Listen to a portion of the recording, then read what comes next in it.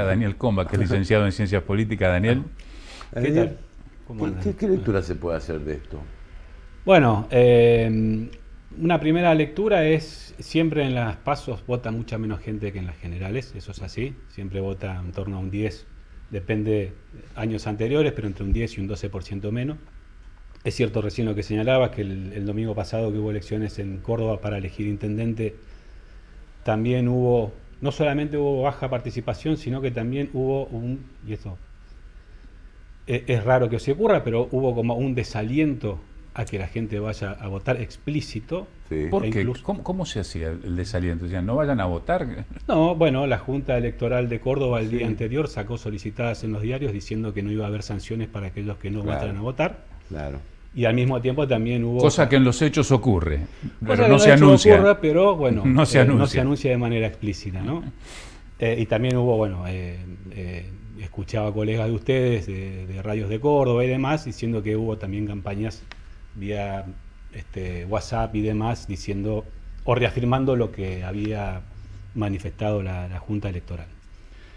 Es cierto que los niveles, si uno mira en términos comparados y en estos 40 años que recién hacía referencia a Guillermo, en términos de porcentajes y promedios, la asistencia a las urnas va decreciendo del 83 en adelante, también depende del carácter de las elecciones, si son elecciones nacionales, si son elecciones provinciales o, como en el caso de algunas provincias, si son elecciones locales. Pero también es cierto que Argentina tiene hoy en su sistema electoral, tanto a nivel nacional como en los sistemas de los regímenes electorales de cada una de las provincias, la obligatoriedad del voto o la carga pública para el ciudadano de ir a votar en las elecciones, ¿no?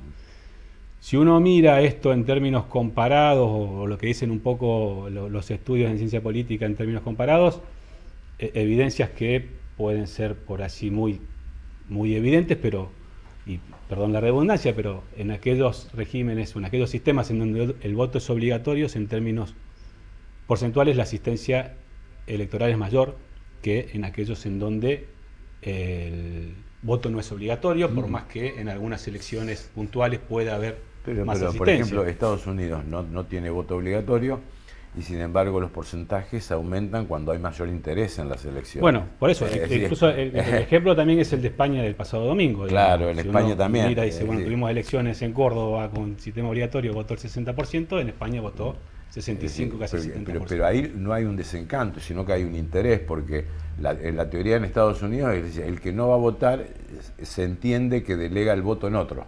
Sí. Es una vieja Sí. teoría en Estados Unidos que es así. En la Argentina, ¿qué podría pasar si no fuese obligatorio? Bueno, ¿Qué escenario podría darse? Eso sería como hacer algún escenario contrafáctico y no Sí. tenemos antecedentes en Argentina como para poder avisorar algún... Pero con voto obligatorio hubo acarreo de votos, camiones con votantes, robo de boletas, bueno, en fin, una serie de cuestiones que la picardía ha funcionado muchas veces. Sí, bueno, esa picardía también uno la podría tener sin la obligatoriedad del voto, Sí. digamos. El término de las lógicas clientelares que se ponen en marcha en cualquier elección desde cualquier espacio político, ¿no? Yo ahí marcaría una diferencia y comparto lo que vos señalabas, Guillermo, de que cuanto mayor es atractiva la contienda electoral, mayor es la expectativa y el deseo de votar de los ciudadanos, independientemente de la obligatoriedad o no del voto, ¿no? Lo que no quiere decir que en escenarios polarizados, es decir, cuando hay dos polos que se llevan la atención de la mayoría del electorado, si el voto no fuera obligatorio, la participación igual se sostendría.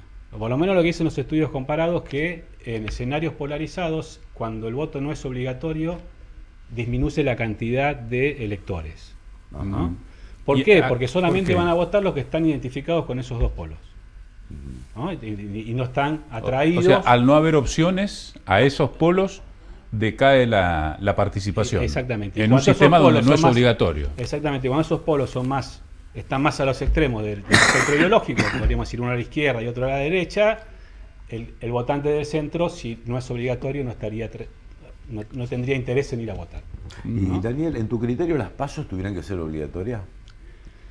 No. A ver, en mi criterio las pasos han demostrado que del 2013 en adelante, sobre todo cuando se decide avanzar en este esquema, allá en las elecciones del 2007 y demás, Sí, en Santa sí. Fe fue una de las primeras experiencias, permitió un poco ordenar la oferta electoral en un escenario de alta fragmentación política, ¿no? Sí.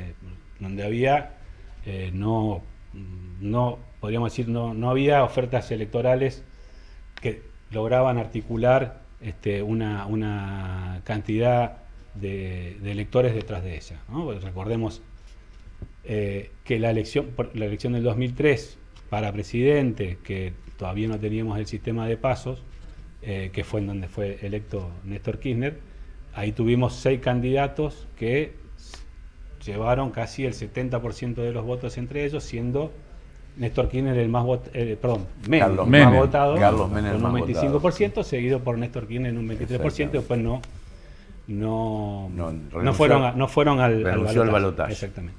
Eso podría haber acarreado, cosa que no sucedió, pero podría haber acarreado una alta fragmentación en un sistema presidencialista, con lo cual se podría haber traducido en una imposibilidad de tener gobernabilidad cuando vos tenés una Cámara de Diputados, una Cámara de Senadores muy fragmentada.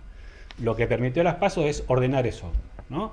Y avanzar en un sistema como era el argentino, que era un sistema bipartidista hasta los 90 entre el radicalismo y el justicialismo, a nuevamente dos grandes coaliciones que resuelven sus internas en unas elecciones obligatorias en donde obligan al ciudadano a jugar en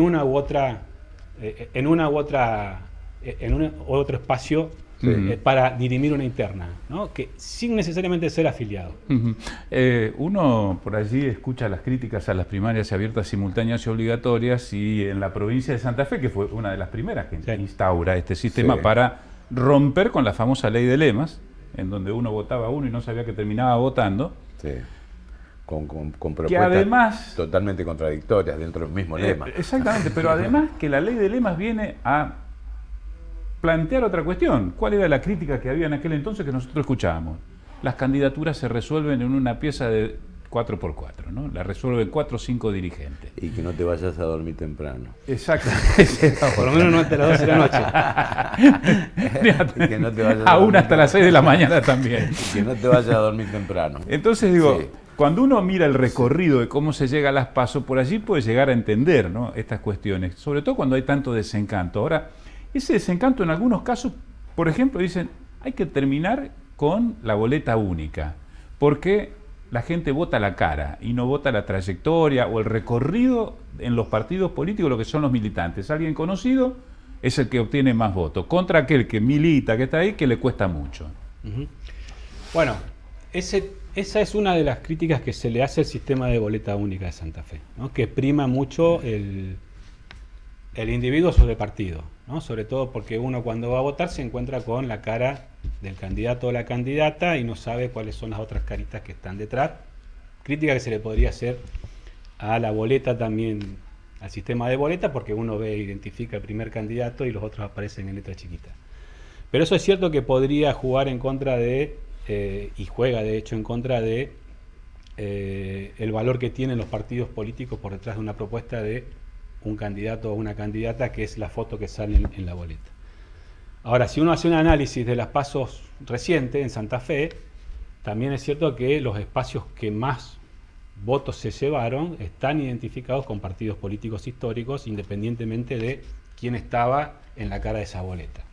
Uno podría hacer una excepción que podría decir, bueno, Amalia Granata sacó un montón de votos prácticamente sin hacer campaña, pero uno podría intuir sin conocer, y esto lo digo sin conocer, que también hacia atrás hay algunas estructuras políticas que movilizan votos de determinados sectores o actores sociales.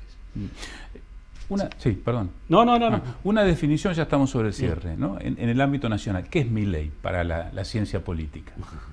Bueno, Milei empezó siendo una persona que en principio se decía que captaba aquellos sectores descontentos con la política tradicional, y lo pongo entre signos de comillas, La casta. la casta, que terminó siendo parte de esa casta a la cual él criticaba y que queda en evidencia, por lo menos en los últimos 6 meses, de que lo que hace él es representar un sector libertario extremo, que propone básicamente un esquema en donde el Estado debería tener mínimas intervención en la esfera económica, social y política, ¿no? Discursos muy en boga, por ejemplo, en otros países durante la década 70-80, que recuperaron y tienen mucho vigor hoy también en algunos partidos en Europa continental, y bueno, que más allá de que originalmente se planteaba como un espacio o un actor político antisistema, termina siendo parte del sistema y hoy por hoy va a tratar de captar ese electorado que más que estar en descontento con la política o con partidos políticos, puede llegar a tener alguna decepción sobre cómo ha intervenido el Estado en los últimos tiempos aquí en Argentina, ¿no? Gracias, Daniel, por estar acá con nosotros. Gracias,